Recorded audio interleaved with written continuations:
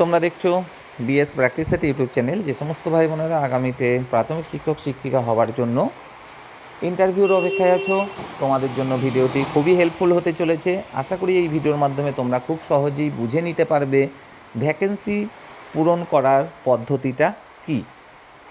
তো চলো সময় না নষ্ট করে মূল বিষয়ে প্রবেশ করা যাক। প্রথমেই বলে রাখি, নোটিফিকেশানে তোমাদের 30,000, 20,000, 15,000, 10,000 যে কোনো একটা ভ্যাকেন্সি আসতেই পারে। আমরা মনে করছি 20,000 ভ্যাকেন্সি দেওয়া হলো। এখানে দেখবে বিভিন্ন রকম ভাগ বাটোয়ারা রয়েছে। প্রথমেই যে ভাগ বাটোয়ারার কথা বলবো সেটা হলো মিডিয়ামগত ভাগ বাটোয়ারা। যদিও বা সঠিক কোনো পার্সেন্টেজ এখানে নেই যে এই মিডিয়ামের জন্য এত পার্সেন্টেজ ভ্যাকেন্সি থাকবে, এরকম সঠিক কোনো পার্সেন্টেজ নেই। মনে করছি 20,000 মোট ভ্যাকেন্সি আছে, তার মধ্যে 18,000 আছে বাংলা মিডিয়ামের ভ্যাকেন্সি, আর 2,000 আছে অন্যান্য মিডিয়ামের ভ্যাকেন্সি, যেমন উর্দু, হিন্দি, সাঁওতালি, ইংলিশ ইত্যাদি মিডিয়ামের মোট ভ্যাকেন্সি আছে 2,000। তো সেখানে দেখা গেল অন্যান্য মিডিয়ামের ক্ষেত্রে মোট ক্যান্ডিডেট পাওয়া গেল 1,000। তাহলে আরও 1,000 ভ্যাকেন্সি তো পড়ে থাকলো অন্যান্য মিডিয়ামের ক্ষেত্রে, তাই তো? ওই ভ্যাকেন্সিটার কি হবে? ওটা কি তাহলে বাংলা মিডিয়ামের ক্যান্ডিডেট দিয়ে পূরণ করা হবে? না, বাংলা মিডিয়ামের ক্যান্ডিডেট দিয়ে কিন্তু ওই ভ্যাকেন্সিটা পূরণ করা হবে না। কেন করা হবে না? কারণ এটাই, বাংলা মিডিয়ামের একজন ক্যান্ডিডেট সাঁওতালি মিডিয়ামে বা হিন্দি মিডিয়ামে, উর্দু মিডিয়ামে বা ইংলিশ মিডিয়ামে পড়াতে পারবে না। সেই কারণেই কিন্তু বাংলা মিডিয়ামের ক্যান্ডিডেট দিয়ে ওই ভ্যাকেন্সিগুলো পূরণ করা হয় না। ওই ভ্যাকেন্সিগুলো পরবর্তী নিয়োগের সময় অ্যাড করা হয়। আশা করি মিডিয়ামগত সমস্যাটা বোঝাতে পারলাম। এবার আসি বাংলা মিডিয়ামের ক্ষেত্রে। বাংলা মিডিয়ামের ক্ষেত্রে বললাম মোট ভ্যাকেন্সি আছে 18,000। এখানে কিন্তু একটা নির্দিষ্ট নিয়ম রয়েছে সংরক্ষণের। প্যারা টিচারদের জন্য 10% সংরক্ষণ করা হবে এবং 90% থাকবে সাধারণদের জন্য। অর্থাৎ প্যারা টিচারদের ক্ষেত্রে 18,000-এর 10% মানে 1800 ভ্যাকেন্সি সংরক্ষণ থাকবে। তো এই 1800-র মধ্যে আবার কিন্তু ভাগ বাটোয়ারা রয়েছে। কীরকম? কেউ বা এসসি, কেউ বা এসটি, কেউ বা ওবিসি এ, কেউ বা ওবিসি বি, কেউ বা পিএইচ ইত্যাদি ইত্যাদি। তো আমরা মনে করছি এই 1800 ভ্যাকেন্সি রয়েছে প্যারা টিচারদের জন্য, কিন্তু ক্যান্ডিডেট পাওয়া গেল মাত্র 800। তাহলে তো 1,000 ভ্যাকেন্সি পড়ে থাকলো প্যারা টিচারের। তাহলে এই 1,000 ভ্যাকেন্সিটা কারা পাবে? সবাই পাবে? অবশ্যই সবাই পাবে, কিন্তু তার মধ্যেও নির্দিষ্ট নিয়ম আছে। নিয়মটা কি? মনে করছি 1,000 প্যারা টিচার ভ্যাকেন্সি যে পড়ে থাকলো, তার মধ্যে 600 ভ্যাকেন্সি আনরিজার্ভ ছিল। অর্থাৎ আনরিজার্ভ প্যারা টিচার ভ্যাকেন্সি ছিল 600। সেই 600 ভ্যাকেন্সিটা কিন্তু চলে যাবে আনরিজার্ভ ভ্যাকেন্সির দলে। মনে করছি এই 18,000-এর মধ্যে আনরিজার্ভ ভ্যাকেন্সি ছিল 6,000। তাহলে ওই যে 6,000 আনরিজার্ভ ভ্যাকেন্সি ছিল, তার সাথে এই যে 1,000 প্যারা টিচার ভ্যাকেন্সি পড়ে থাকলো, তার মধ্যে আবার 600 আনরিজার্ভ প্যারা টিচার ছিল, এই 600টাও যোগ হয়ে যাবে। অর্থাৎ মোট আনরিজার্ভ ভ্যাকেন্সি হয়ে দাঁড়াবে তখন 6,600। মনে করছি এই 1,000 প্যারা টিচার ভ্যাকেন্সি যে পড়েছিল, তার মধ্যে 100 এসসি প্যারা টিচার ভ্যাকেন্সি পড়ে রয়েছে এবং শুধুমাত্র এসসিদের জন্য সংরক্ষণ ছিল মনে করছি 2,000 ভ্যাকেন্সি। তাহলে ওই যে এসসিদের জন্য 2,000 ভ্যাকেন্সি সংরক্ষণ ছিল 90% মধ্যে, সেই 2,000-এর সাথে কিন্তু এই 100 ভ্যাকেন্সিটা যোগ হয়ে যাবে। অর্থাৎ এসসিদের ক্ষেত্রে তখন মোট ভ্যাকেন্সি হয়ে দাঁড়াবে 2,000 যোগ 100, অর্থাৎ 2,100। আশা করি বোঝাতে পারলাম। বিষয়টা হচ্ছে এরকম, প্যারা টিচার যারা রয়েছে তারা তো নিয়োগ পেয়ে গেল 800 জন, এবং 1,000 ভ্যাকেন্সি যে পড়ে থাকলো, এর মধ্যে দেখা হবে কতগুলো আনরিজার্ভ প্যারা টিচার ভ্যাকেন্সি, সেগুলো শুধু আনরিজার্ভ ভ্যাকেন্সি হিসাবে নিয়োগ করা হবে।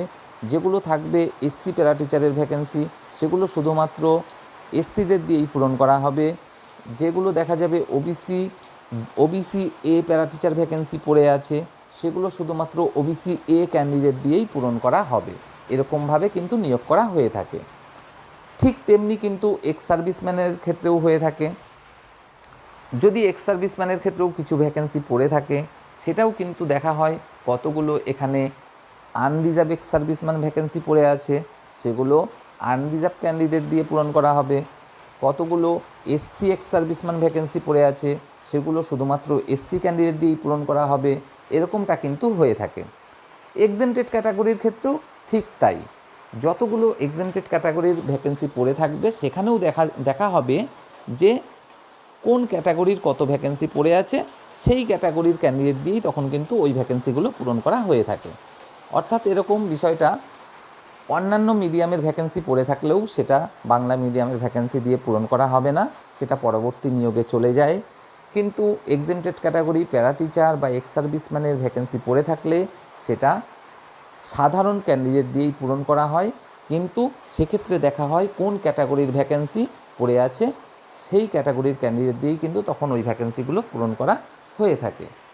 এবার আসি, দেখা গেল কোনো একটা ক্যাটাগরি, মনে করছি এসটি ক্যাটাগরি। এসটি ক্যাটাগরির ক্ষেত্রে মোট ভ্যাকেন্সি হয়ে দাঁড়ালো 800, এবং 800-র মধ্যে ক্যান্ডিডেট পাওয়া গেল 400।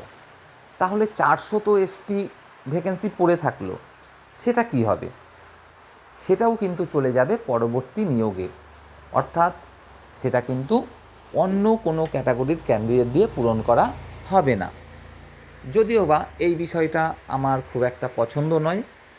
কেন পছন্দ নয়? কারণটা হচ্ছে, হ্যাঁ, তো এসটিদের জন্য যা সংরক্ষণ বা এসসিদের জন্য যা সংরক্ষণ, ওবিসিদের জন্য যা সংরক্ষণ, সেগুলো প্রথমে সেই ক্যাটাগরির ক্যান্ডিডেট দিয়ে পূরণ করা হোক।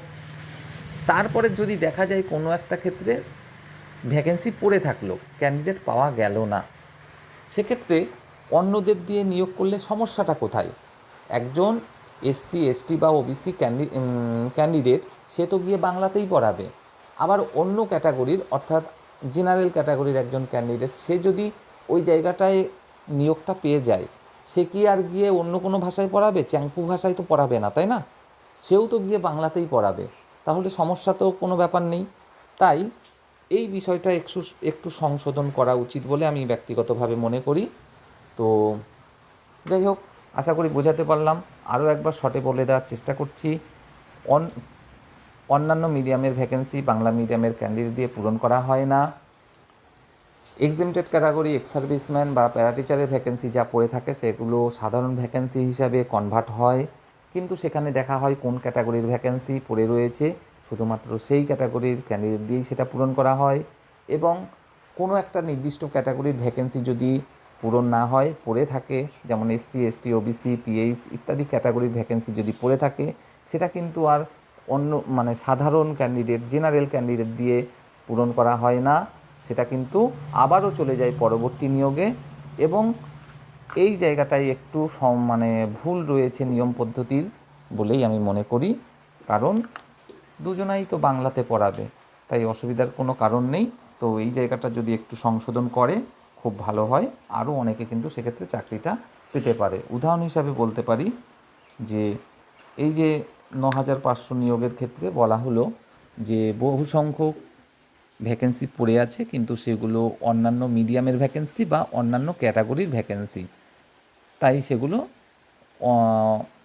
সাধারণ ক্যান্ডিডেট দিয়ে বা অন্য কোনো ক্যাটাগরির ক্যান্ডিডেট দিয়ে পূরণ করা হলো না।